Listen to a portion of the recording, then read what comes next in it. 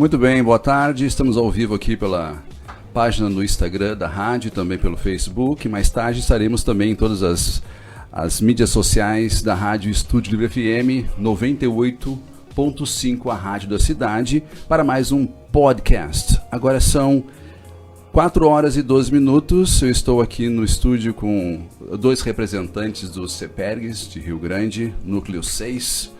Nós vamos falar um pouquinho por que é o Núcleo 6 aqui, sediado ali na 24 de maio. Estou aqui com o Cledir, que é o diretor aqui desse Núcleo 6 do CEPERS, que também é sindicato, né? E com a André, que é a sua vice-diretora. Muito boa tarde, sejam muito bem-vindos ao nosso programa hoje. Tudo bem? Boa tarde a todos os ouvintes da Rádio Estúdio Livre FM. Obrigado pelo convite, né? Estamos à disposição para fazer essa conversa hoje com vocês aqui. Tudo bem, André? Boa tarde, André. Boa tarde a todos os ouvintes que nos assistem também pelo Facebook, Instagram. Então, prazer estar aqui mais uma vez. A gente costuma frequentar bastante a Estúdio Livre, né? Educação sempre tem bastante pauta. Sim. Então, vamos conversar um pouquinho sobre as pautas da vez. Então, hoje, dia 28 de abril, né? Vou dar uma notícia de primeira mão que com certeza vai sair nas mídias, com certeza estadual e também nacional. Tivemos uma ameaça de atentado na FURIA agora à tarde, souberam disso?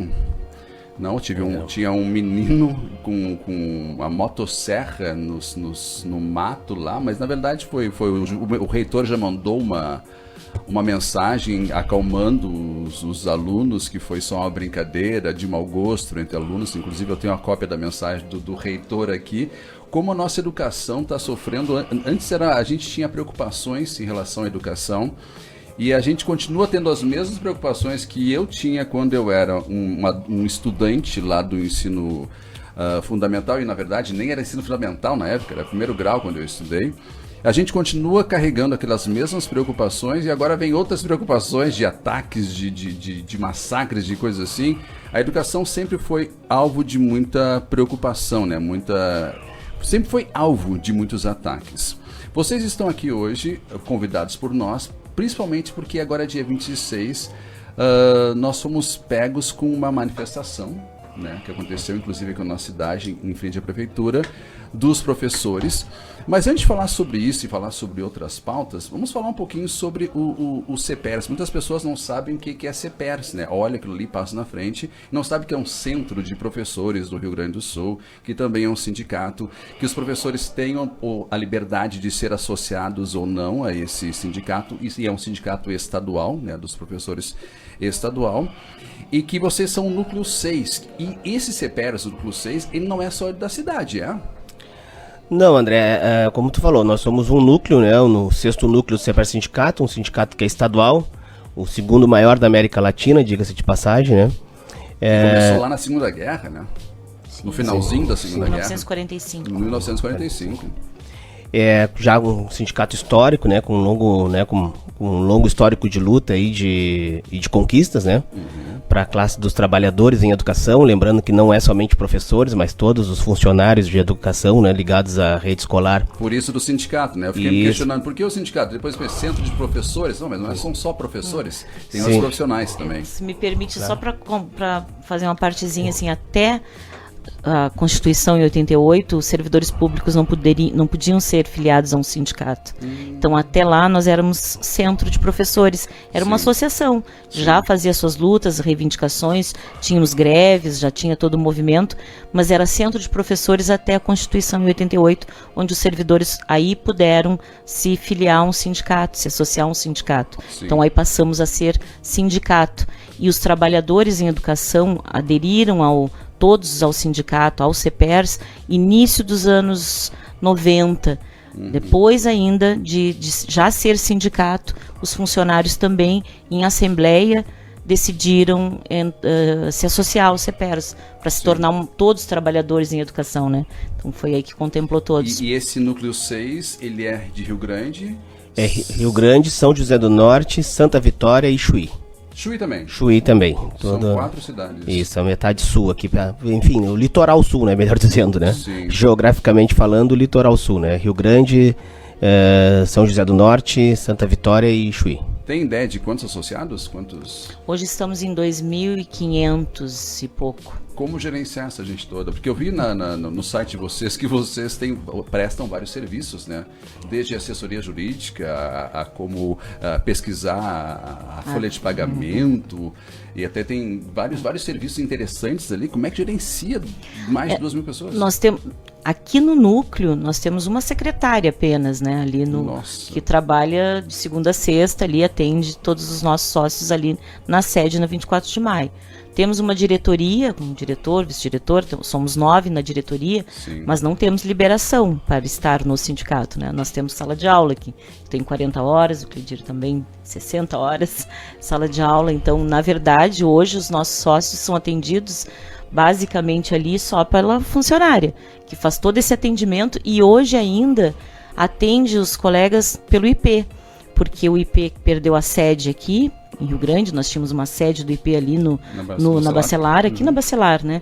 E hoje todo o atendimento do IP para inclusão de dependentes, exclusão, pedir ressarcimento de anestesia, todo o serviço que o IP presta para o associado, ele é virtual. E muitos colegas não têm acesso, não sabem usar, então vão ali no núcleo também para a gente ajudar. Precisa olhar na cara da pessoa e falar com alguém. E falar com alguém. E aí então a gente também faz esse serviço ali, nossas funcionárias se virem em 1.000 para dar esse atendimento. Ali, aqui na Bacelar, esquina 24, você só tem uma pessoa trabalhando. Uma pessoa trabalhando. Esse serviço de assessoria jurídica é uma assessoria jurídica que é em Porto Alegre, a Buchabic Pinheiro Machado. Uma vez por mês um dos nossos advogados vem à sede aqui do núcleo, vai em todas as sedes, né, mas ele vem aqui e faz esse atendimento presencial. Fora o atendimento presencial, tem o atendimento virtual, por telefone, WhatsApp, hoje, né, funciona muito assim no atendimento virtual, mas o presencial, uma vez por mês, tem o atendimento jurídico ali na sede. E o atendimento de consulta, análise de aposentadoria, da vida funcional, nós temos aí um serviço em Porto Alegre, na sede central, que é o SAS, o Serviço de Atendimento ao Sócio, onde eles fazem, né, e tem mais funcionários lá. Nós temos um grupo bem grande de funcionários na central que atende todo o estado. Então é um elo, assim, o sindicato é estruturado, se não fosse esses nossos funcionários. Então tem funcionários com mais de 20 anos de serviço no sindicato. Então, né? Quando a gente olha no site de vocês lá, que tem assessoria de imprensa também, tem jornalística. De imprensa, várias coisas, mas ali tem o diretor-geral, tem o vice-diretor, tem a secretária. A secretária, essa é a Denise que fica ali? Não, a secretária que fica ali, ela é funcionária do CEPERS.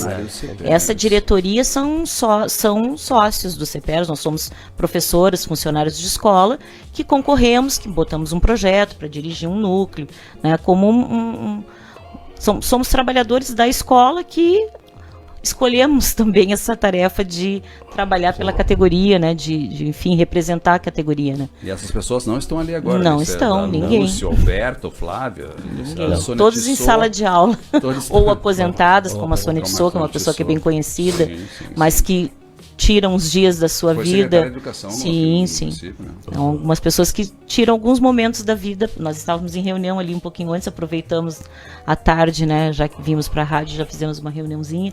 Mas é isso, é nas horas que a gente tem de qual é a área folga. De conhecimento de vocês? Área de conhecimento. Eu sou professor de geografia. Geografia, até português. Não, de matemática. Tu tem uma retórica tão boa de ensinar. Professor, já me disseram que eu sou professora de história, que também pareço professora de história. Hoje eu fiz um passeio de manhã com os alunos fazendo uma trilha das fábricas ali, ofereceram da gente, a gente levou os alunos, eu sou professora no Juvenal, e como eram muitos, a pessoa que ia fazendo o roteiro não alcançava, né? Então eu ia atrás falando do que era ali. E aí um disse assim, você é professora de história? Assim, não, sou de matemática, mas conheço alguma coisa da nossa história, né? Sim, claro. Não é porque tu é professor de matemática, pode conhecer a história. E tu é de geografia? Geografia, sim, professor de geografia. E tu? Eu sou professor lotado na escola CIEP, eu tenho 2 redes, né? Na rede estadual eu estou lotado no CIEP. E na rede municipal, eu sou funcionário público também, sou professor de geografia na escola Cis Brasil da Santa Rosa. Sim. E eu sou Juvenal e Bibiano. Na São João e na Santa Rosa. Na São João e na Santa Rosa, tendo lá a zona oeste da cidade. Eu também tenho Bibiano, Juvenal e Bibiano. Sim, de matemática nos dois. De matemática. Dia 26 tivemos uma paralisação aqui, não somente em Rio Grande, mas em todo o estado, né? Em Porto Alegre foi bem forte, foi uma coisa bem que começou inclusive na frente do IP. né, e daí ele saiu para outras localidades lá. Qual era a pauta da paralisação? E eu já vou emendar uma pergunta na outra, eu sempre faço isso, você acostume comigo.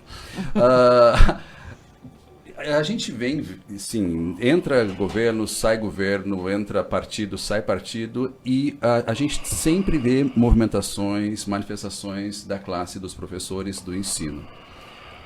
O que está faltando para que isso termine, né? Para que um dia, pronto, chegamos, hoje nós precisamos, não importa qual seja a legenda que esteja lá agora, mas chegamos onde a gente quer.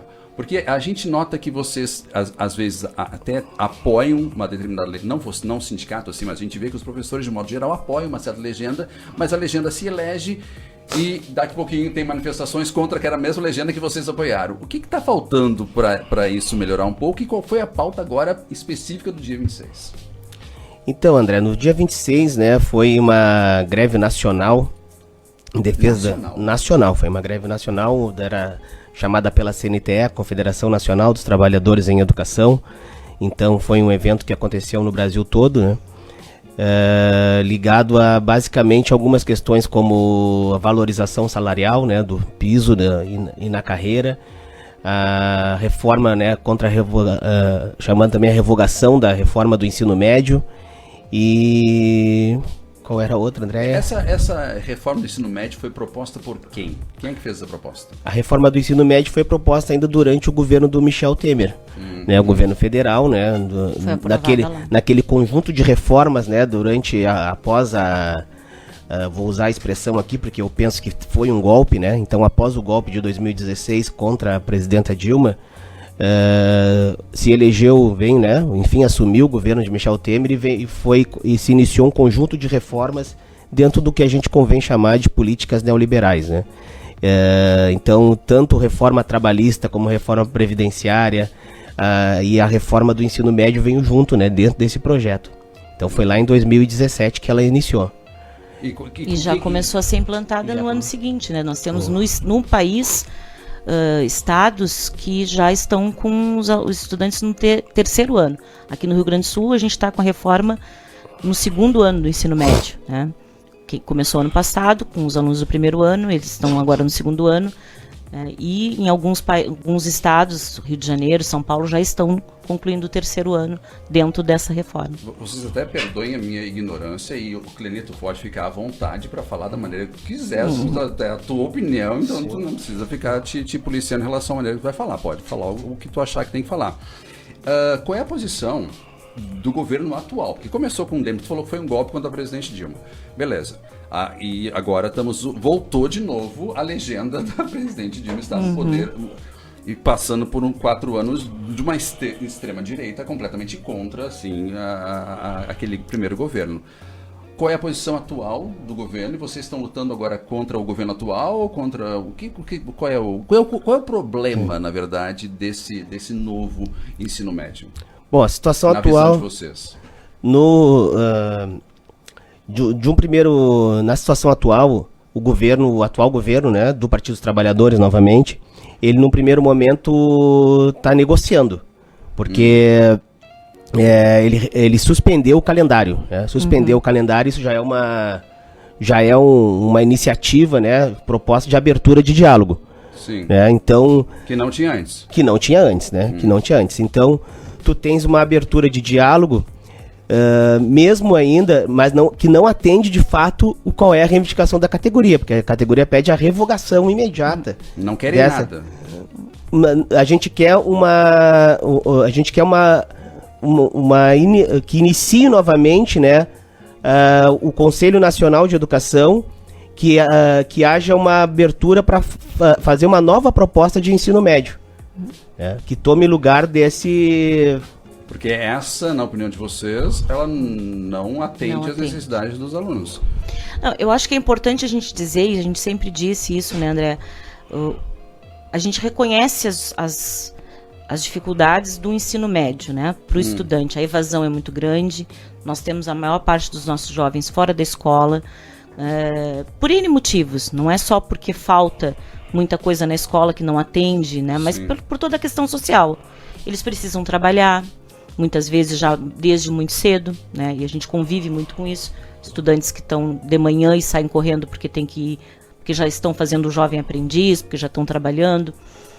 Precisariam... Porque precisa ajudar em casa. Precisa ajudar em casa. E a gente sabe, assim, o momento de pandemia que nós vivemos, muitos perderam o emprego, aonde que tu tem uma abertura num salário menor, a gente sabe que muitas vezes explorados, mas um trabalho precarizado, mas é o jovem. É para o jovem. É mais fácil um filho ali de 18, 19 anos conseguir um emprego do que o pai de 50, muitas vezes, né?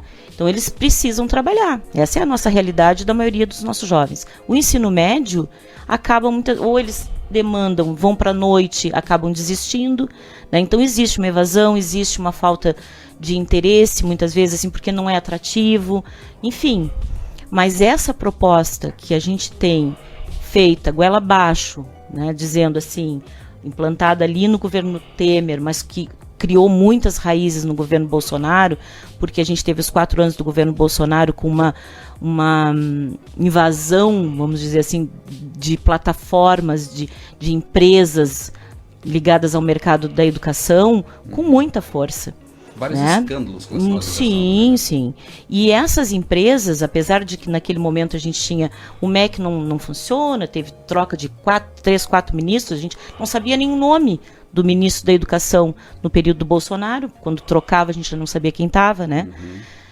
As empresas estavam lá, vários institutos, né, que a gente vê muito nas mídias, Itaú, Instituto Lehman, são empresas que abocanham muito dinheiro público, né, e tomaram muito isso agora nesses últimos 4 anos. Elas continuam lá no MEC, com muita força, com muita pressão. Então, quando tu diz assim, a gente fala, mais uma vez a gente está contra um governo. Não, nós elegemos, ajudamos a eleger. A gente não mente isso, não esconde isso, porque nós ajudamos a eleger, porque não queríamos mais os 4 anos do que a gente já tinha vivido da extrema direita, né? Sim. De muita... O governo Bolsonaro nos elegeu inimigos dele desde o princípio. Os educadores eram inimigos, nos atacavam, isso abertamente. Né? Então, retomar o governo é importante, mas a gente tem consciência que não retomamos o Ministério da Educação. Nós não temos a maioria ali dentro, nem hegemonia de pensamento.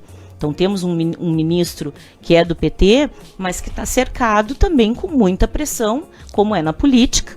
E a gente sabe que o governo foi eleito, mas é um governo de ampla coalizão, né, com vários partidos, é difícil para poder se eleger, então a gente vai ter que disputar. E a nossa disputa não é lá sentar na mesa, né? A nossa disputa do trabalhador é na rua. É onde que a gente vai fazer a disputa? Na luta. Tá, eu vou insistir na pergunta, André, desculpa.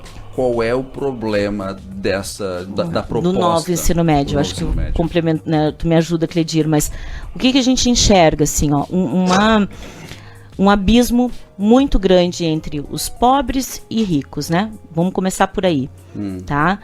Pro ensino médio, lá na escola privada, se a gente for pegar, isso não sou eu nem o Cledir que está dizendo, a gente tem mais de 650 entidades voltadas à educação, que estudam a educação, né, universidades que são contrárias e assinam uma carta pedindo a revogação do novo ensino médio. Nós temos estados que têm disciplinas, que passou a ter disciplinas com o nome de RPG, te liga aí, ensinando a fazer brigadeiro, na escola, no currículo do ensino médio. RPG é o jogo, o RPG. Sim, né? E assim, umas coisas que não tem um currículo, não tem um programa, tirando carga horária, reduzindo carga horária. Porque essa nova reforma da liberdade, professor? Sim, para te escolher, promove, veio com uma promoção de que seria assim uma coisa muito boa, porque o jovem vai escolher as disciplinas que vão te orientar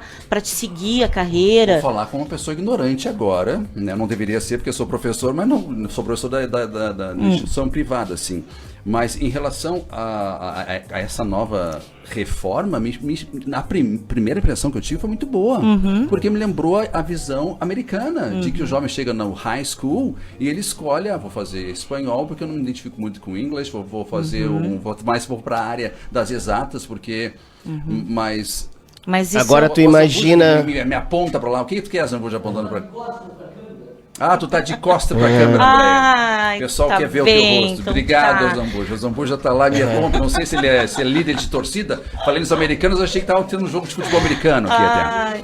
Obrigado, a Zambuja. gente Vai lá. tá se olhando e esquece, né? Que Não, eu sei, eu tem uma câmera. peco nisso pra caramba. E eu achei que seria uma boa porque as pessoas iam escolher, mas na verdade a liberdade é muito maior. Tu pode escolher, inclusive, uma disciplina que não existe. Agora me falou em RPG, eu fiquei Não. apavorado. Tipo assim, Não, como assim? na verdade, assim, ó, existe e tem discussões, assim, a gente teve uma das nossas paralisações deste ano foi dia 15 de março, foi uma paralisação nacional também, chamada pelos estudantes, inclusive, contra a revogação do ensino médio, e aqui a gente fez uma plenária com a professora Suzane Gonçalves, da FURG aqui, que é vice-presidente da ANPED, da ANFOP, né, ANPED dos secretários da ANFOP, que estuda, né, e principalmente com a formação de professores. E ela traz dados, essa que eu falei da questão do brigadeiro é do Rio de Janeiro, tá? Que aqui o Rio Grande do Sul até não é dos piores, mas a gente tem a nossa realidade aqui do Rio Grande do Sul, as disciplinas são assim, nós tivemos 24 trilhas para os alunos escolherem o ano passado, para te ter uma ideia. Eles estavam no primeiro ano, tinha um leque de 24 trilhas para escolher. Dessas 24 trilhas, dependendo do número de alunos que a escola tem, pode ser que a escola ofereça 2, 3 ou até uma. E a maioria dos nossos municípios, e isso não é só no Rio Grande do Sul, é no país inteiro, tem uma escola só de ensino médio. Essa escola de ensino médio, ela vai ofertar uma, Sim. porque tem poucos alunos. Vamos ali em São José do Norte, lá no Chuí, tem uma escola só. Sim. É uma trilha, 2 trilhas no máximo. Imagina a estrutura das escolas públicas também, né, para oferecer, por exemplo, tem escola oferecendo aí cultura digital que não tem internet, não tem laboratório de informática. Tecnologia na área da matemática, que vai Então, trabalhar com robótica. Não adianta mudar somente o currículo e que não é uma mudança, digamos assim, incorreta, porque tu está substituindo disciplinas extremamente importantes como filosofia, sociologia, história, educação física, né? Física, química. Estão tudo reduzindo, né? Então, como a André falou, não é que seja contra, não é que o ensino anterior, o ensino médio estava perfeito, muito pelo contrário, ele teria que ter alguma mudança, mas não é substituindo, né, disciplina, substituindo carga horária que a gente vai conseguir melhorar o ensino médio. E aí quando a gente pergunta assim, como é que está no ensino privado? O ensino privado não reduziu carga horária. Pode pegar os currículos das nossas escolas aqui da cidade, não precisa ir muito longe. A oferta de uma disciplina a mais para te ampliar o teu campo é no turno inverso. No turno Estão oferecendo. Estão oferecendo a mais, carga horária a mais no turno inverso. Então tu tem robótica, tu tem a educação financeira, eu estou trabalhando com e os alunos do ensino privado têm como estudar em 2 turnos. Já os alunos do ensino público dificilmente estão ligados já a alguma atividade de trabalho, tem que ajudar em casa, né? Então é por isso que se fala... Uma rede de apoio maior. Isso, uma rede de apoio maior. E juntamente com isso ia mudar o Enem, né? O Enem ia também se adaptar para esse novo currículo do novo ensino médio, que foi uma das coisas que o MEC, ao suspender o calendário do novo ensino médio, agora anunciou também que não vai ter essa alteração no Enem, pelo menos não nesse ano. Então veja bem, por isso que se fala, né, como o André também colocou, não somente nós, né, os sindicalistas, mas mais de 600 entidades ligadas ao estudo, né, da educação, universidades federais, né, sindicatos, movimentos sociais, né, se fala que vai aumentar o abismo. O abismo, né, a chegada na universidade. A universidade vai se tornar novamente, né, como já foi há muito tempo atrás, um espaço exclusivo. Elitizado, um espaço exclusivo para os filhos da classe econômica mais abastada. Para o mercado de trabalho. Sim. Bom, então tá, a escola pública prepara para o mercado de trabalho. Nem isso, porque de que forma, se a gente não consegue atender o mínimo, né, criam disciplinas que não tem professor para dar, porque qual é o professor, qual é a formação acadêmica que tu tem para trabalhar projeto de vida, por exemplo. Projeto de vida é uma disciplina que foi criada para trabalhar desde o ensino fundamental e que não tem nem ementa. O professor dá o que quer, como quer. Não tem um programa. Outra coisa que na realidade no chão da escola a gente está percebendo, é mais ou menos isso que a Andrea falou. Nós somos professores formados em geografia, matemática, história, português, né? E aí tu tens que, com o novo ensino médio, tu tem que dar aula de projeto de vida, dar aula de mundo do trabalho, dar aula de ciências e suas Cadê a formação para isso, né? Então, veja a maquiagem que estão se fazendo, né? Então, qual a qualificação que nós profissionais temos? Né, na verdade. Sucateando. E no bojo de tudo isso, né? Acho que a André falou também, tá em disputa o orçamento público, né? A educação pública, o MEC, é o ministério que tem o maior orçamento. E como a André comentou, quais as instituições que desenharam esse novo ensino médio, né? São instituições privadas, né? Que também têm interesse em contrapartida, eles oferecem os cursinhos pra gente. Oferecem produtos, né? Vendem para o MEC os produtos. Aqui no estado do Rio Grande do Sul, desde que o ensino médio foi implantado, são esses institutos que estão recebendo recurso público, né? Recurso público para nos dar cursos oficinas, virtuais. Uma cursos semaninha virtuais. de curso para a gente dar aula de projeto de vida. De brigadeiro. Então, o governo federal já abriu espaço para o diálogo. E o estadual? Não, aqui não. A secretária de Educação é muito firme nisso. Ela é das que mais defende, ela é a vice-presidente da Amped. Ela defende a implantação total do novo ensino médio. O Rio Grande do Sul foi um dos primeiros a iniciar a implantação do... E a Raquel Teixeira, ela veio de Goiás já, né, convite do governador com esse propósito mesmo, era para focar na implantação do novo ensino médio. E vocês acharam isso, uma pessoa vindo de fora para ser... Qual é a opinião de vocês? Eu acho que o problema não é ser de fora, né? O problema é a visão política, né? Justamente. Um burburinho muito grande quando você chegou, né? Acho que no meu entendimento, assim, o problema não é ela ser de fora, mas os interesses que ela defende. A classe social que ela está defendendo, né? Enfim, né? Esse projeto de política de uma escola muito mais ligada ao mercado, ao empreendedorismo, né? Nada contra o empreendedorismo, eu acho que ele é importante, né? Mas não pode ser o objeto final de qualquer tipo de educação, e parece que ele virou uma palavra mágica que vai resolver todos os problemas da escola atualmente, né? Não só da escola, né? Na verdade, ele vira... As pessoas têm uma ilusão, né, de que você é um empreendedor, né? Fazendo brigadeiro. Muitas vezes é assim, né? Que está sendo passado pro... E a Raquel, ela isso traz é empreendedorismo, isso, né? Para a classe trabalhadora, iFood, vender Avon, né? Enfim, né? Fazer... Desculpa falar a marca aqui, mas que é o que a gente... Que é o que a gente fala. E não há problema disso. Não é problema fazer isso, né? Mas muitas vezes não é empreendedorismo, é necessidade, né? É uma necessidade, não dá para fantasiar romantizar isso, né? As pessoas não estão ali na sinaleira mas foi porque... o que nos venderam. Que era uma coisa assim. Sim. Olha só o que vai acontecer. E eu vou começar vendendo ali na sinaleira e eu vou ficar rico. Sim. Isso é romantizar uma situação social de crise. Sim. E afastar cada vez mais os nossos jovens da classe trabalhadora da possibilidade de ter uma profissão universitária. Porque como se fosse uma substituição, né? Quando vocês fazem essas manifestações, que como teve agora dia 26, qual é o objetivo de vocês? De vocês sensibilizar a população, os pais, para que eles também mudar a visão, para eles não comprarem só aquela ideia que está sendo vendida na mídia, e para que eles vejam de uma outra forma, de uma outra perspectiva, de novo ângulo, para ter também apoiadores para vocês, para que vocês tenham mais força, porque eu vou falar uma coisa para vocês. Parece, às vezes, e eu vou falar de agora como pai de aluno, não só como... Parece que assim, que é muito mais uma questão ideológica do que realmente uma questão de educação mesmo. Assim, porque foi tal governo que implantou isso que a gente não vai querer. Isso incomoda muito os pais. Né, de que a ideologia esteja acima do bem-estar dos filhos de vocês. Vocês me explicando agora, eu vou confessar a vocês, eu mudei completamente uma perspectiva que eu tinha. Parecia que era, porque a princípio parecia uma reforma interessante. Tem o seguinte, André, às vezes se torna de fato uma ideologia, porque quem defende a reforma do ensino médio tem ao seu favor toda a mídia. Toda a grande mídia, né? Porque são os grupos, fazem parte dessas corporações, né? Rede Globo, RBS, né? Defendem a reforma do ensino médio. Então, lutar contra esse discurso... dessa forma. É assim dessa forma, né?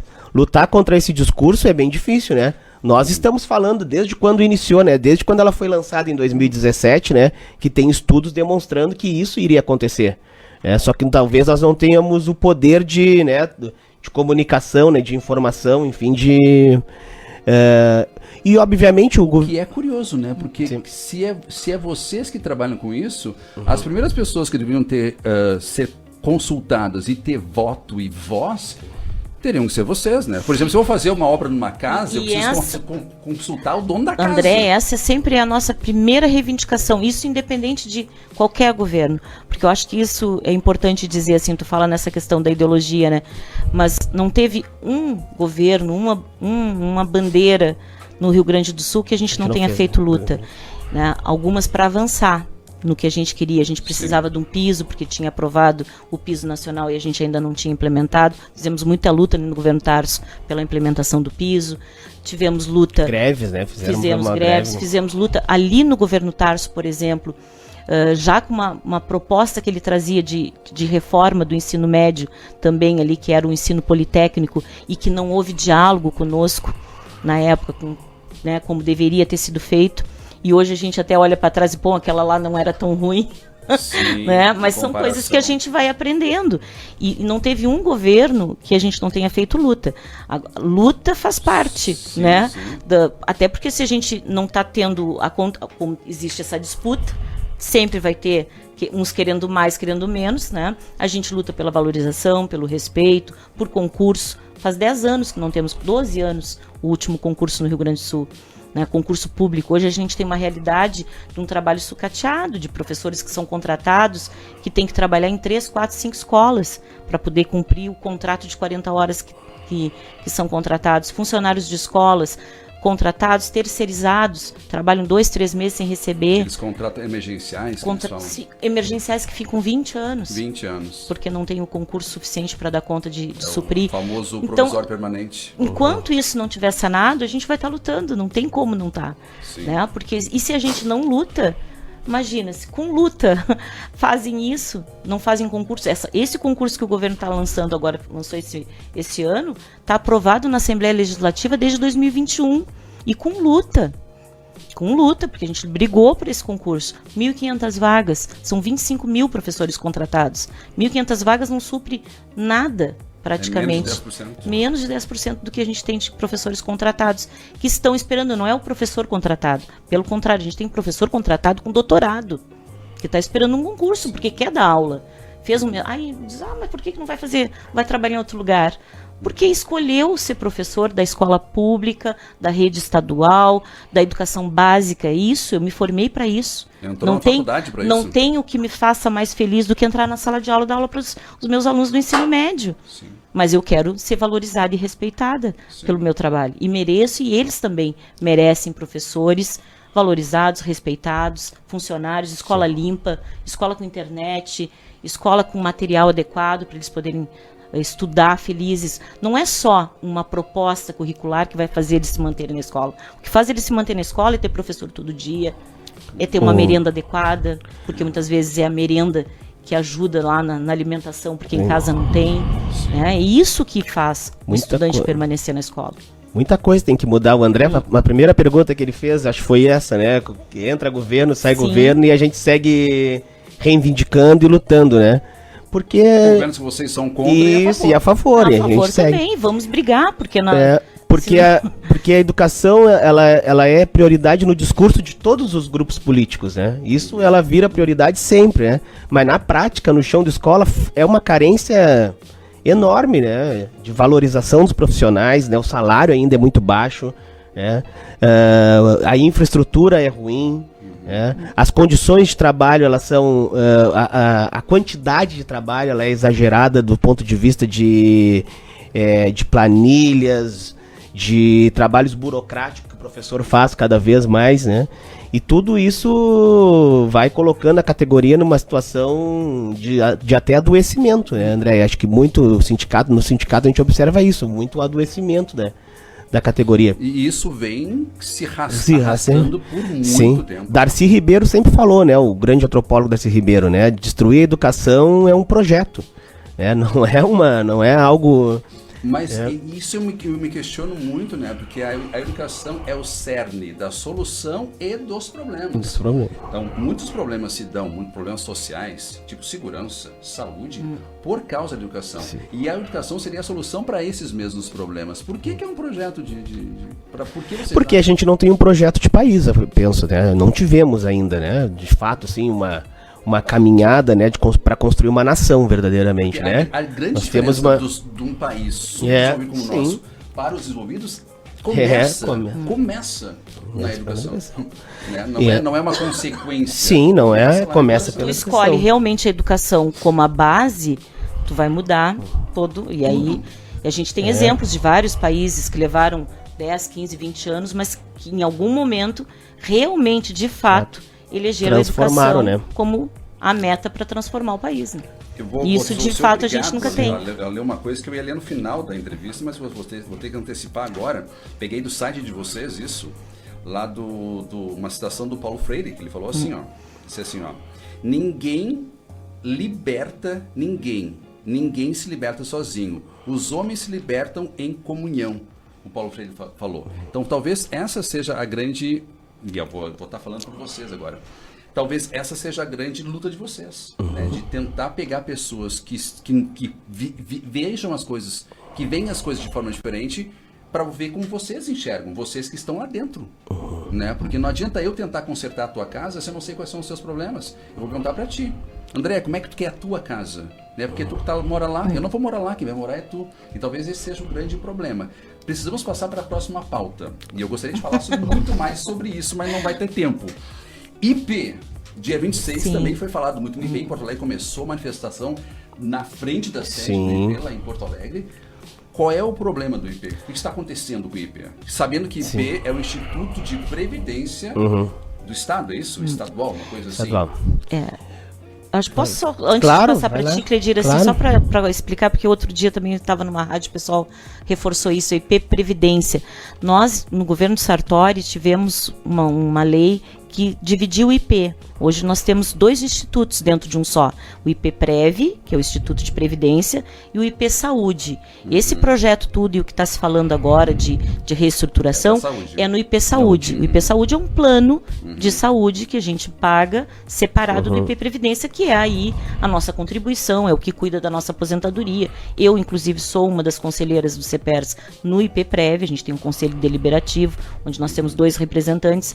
Eu aqui de Rio Grande sou uma, o outro é o nosso vice-presidente da direção central, o Edson, junto com outros servidores de outras instituições. São 6 representantes de instituições governamentais, Tribunal de Contas, Procuradoria-Geral da União, Assembleia Legislativa, e 6 representantes dos usuários, dos servidores, que são usuários do IP. Tá? Então, eu sou uma delas. E temos também representantes do CEPERS, 2 representantes dentro do Conselho do IP Saúde. Então, esse que está passando por essa proposta é o IP Saúde. Sim. Tá? Só para reforçar isso. Que está acontecendo? Bom, basicamente, André, o governo apresentou uma proposta, ainda é somente uma proposta, né, que apresentou para os deputados de uma reforma. Não é um projeto de lei, é só uma proposta, né? De uma possível reformulação do IP.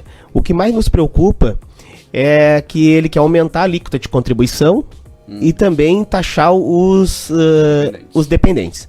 Né? E o que a gente vê, né, o IP, se o IP tem déficit, né, é em decorrência da defasagem salarial dos funcionários públicos, né? E não cabe a nós, né, aumentar a nossa contribuição, que nós vamos pagar a conta novamente, né, por uma má gestão ou por um déficit, né, do Instituto de Previdência, do IP Saúde, né? Então nos preocupa muito, né? E é uma proposta também que ela pega muito mais a base da pirâmide, digamos assim, né? Quem ganha menos vai começar a pagar mais IP. Em proporção? Em proporção. E quem ganha mais vai pagar menos.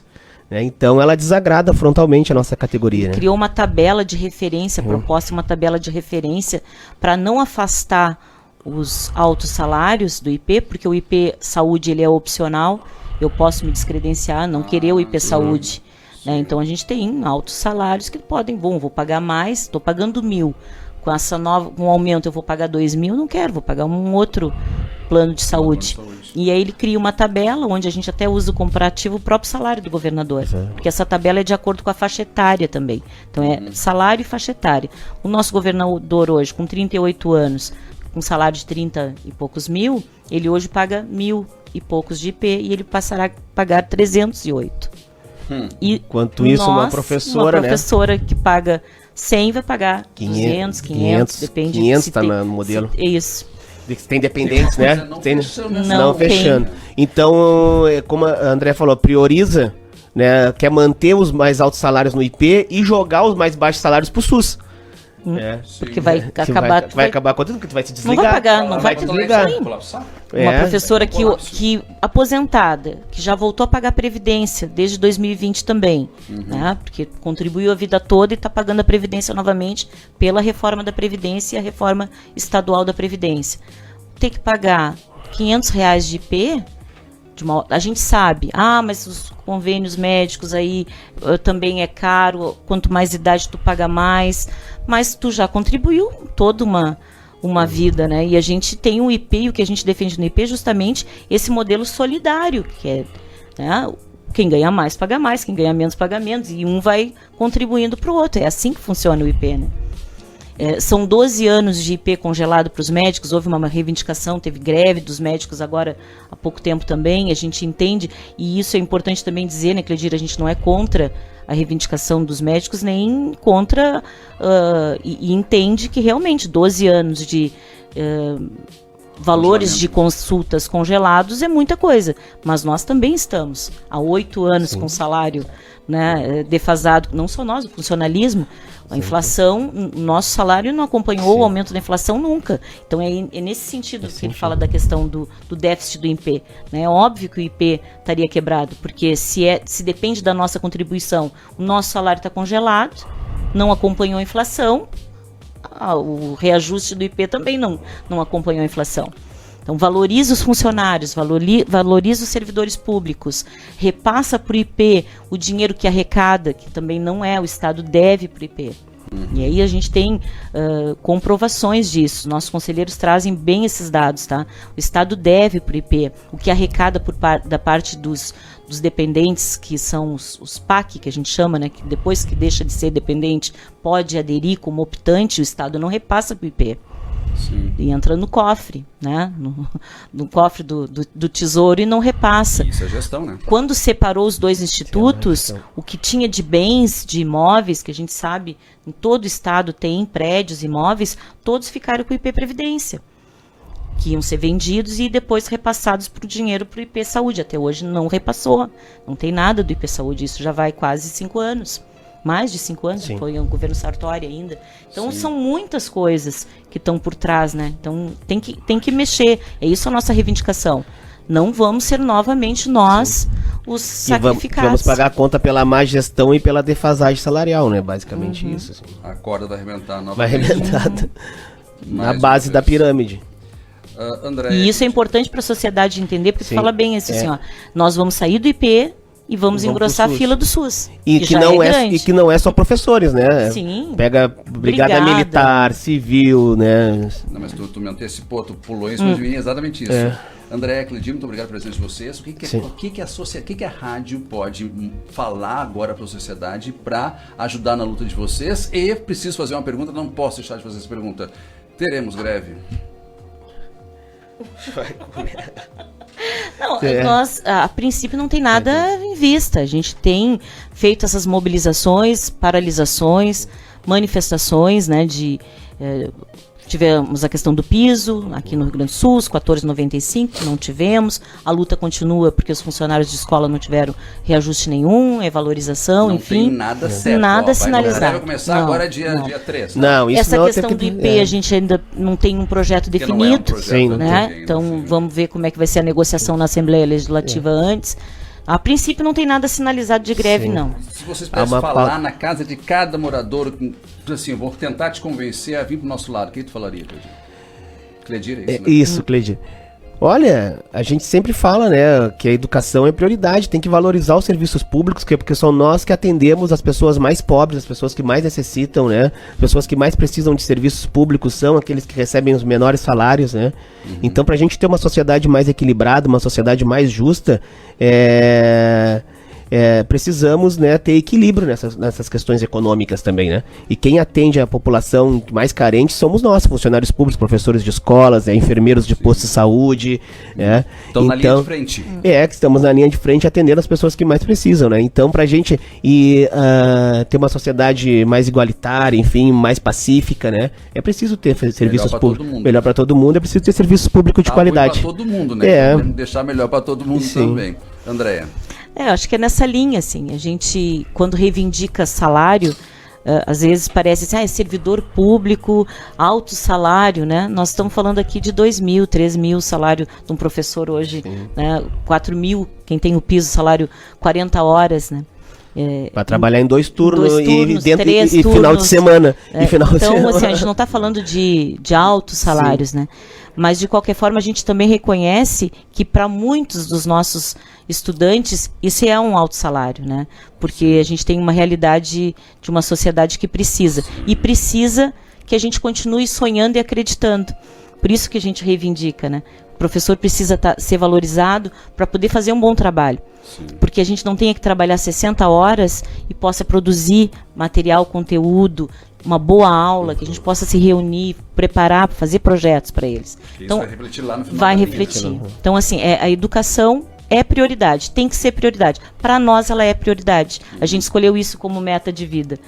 Tem que ser para toda a sociedade. É isso que é a nossa principal reivindicação. A gente gostaria que a sociedade como um todo entendesse. Sim. Que ela tem que ser prioridade, não é só do professor. A luta não pode ser só do professor, do funcionário de escola, de quem está lá. Do estudante, que quando está naquele momento é nosso grande parceiro. Luta muito com a gente, os estudantes, né? Sim. Então, é um todo. Mesmo que tu não tenha um filho na escola, no momento, tu é afetado também por toda essa questão social. Porque falta... É um estudante que vai estar na rua, que vai se envolver daqui a pouco com o crime. Então, o que a gente quer é uma sociedade que possa ter oportunidade para todos. Pode ser assaltado por alguém que não estava na escola na hora certa. Que não teve oportunidade, né, de estudar, enfim, que não teve oportunidade de ter um bom emprego, né? Que o problema não é teu. É todo de todos nós. André, muito obrigado pela presença de vocês. A gente podia conversar até às 10 horas da noite sobre isso e ainda sobraria assunto para falar amanhã. Agora são 2 minutos para as 17 horas. Vai vir daqui a pouquinho o Cazuza aí com o seu programa Bom de Papo, muito bem, obrigado. Obrigado. Eu que agradeço. Obrigada. Como é teu nome? Janine. A Janine, que nos a nossa operadora, eu sempre esqueço dela. Obrigado, Janine. Obrigado, André, pelo espaço. Obrigado à Rádio Estúdio Livre.